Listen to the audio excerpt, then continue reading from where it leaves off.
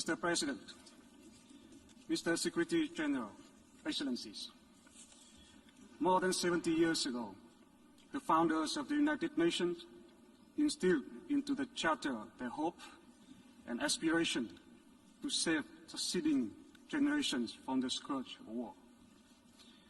They enshrined in the Charter the fundamental principles which have become the foundation for contemporary international law and friendly relations and cooperation among nations. However, actions not in line with these principles continue to pose serious threats to international peace and security and development of nations and the people. They challenge the very relevance and legitimacy of the United Nations. For a number of times, our nation's own history of enduring war have shown that too often wars and conflicts until today stem from obsolete doctrines of power politics, the ambition of domination and the imposition and the use of force in settling international disputes. A number of them are associated with historical legacies, misperception, and misunderstanding.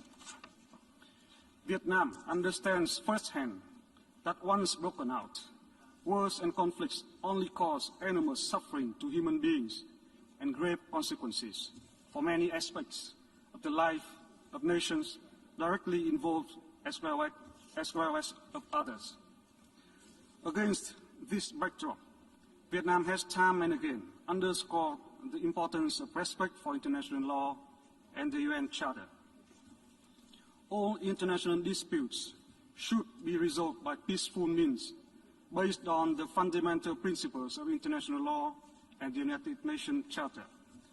These include the principles of sovereignty equality, respect for the political independence and territorial integrity of states, non-interference in internal affairs of states, and refrainment from the threat of use of force. All states, large and small, must adhere to these fundamental principles. Vietnam, therefore, has been extremely concerned over the ongoing armed conflict in Ukraine, a sovereign member state of the United Nations.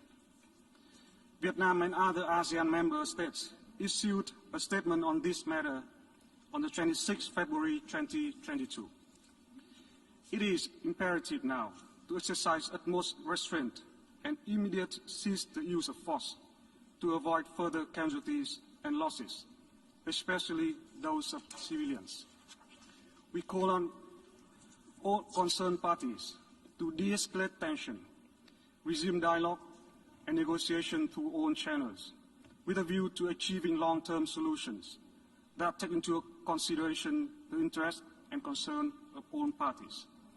In accordance with international law, in particular, the respect for sovereignty and territorial integrity of states. Such a solution will put an end to the ongoing sufferings and make major contribution to peace, security, and development in Europe and the world at large. In this regard, we take note of the meeting between the delegations of Ukraine and the Russian Federation yesterday, and look forward to continued engagement by relevant parties and early results from the negotiations. At the same time, it is of critical importance to safeguard the safety, security of the people and indispensable civilian infrastructure in line with international humanitarian law. To create a favorable environment for such objectives, we call on the international communities, countries in and beyond the region to continue their support for and facilitation of dialogue among parties. We encourage greater efforts to scale up humanitarian assistance for civilians and command operations by the UN and other partners in the last few days to assist people on the ground, including refugees.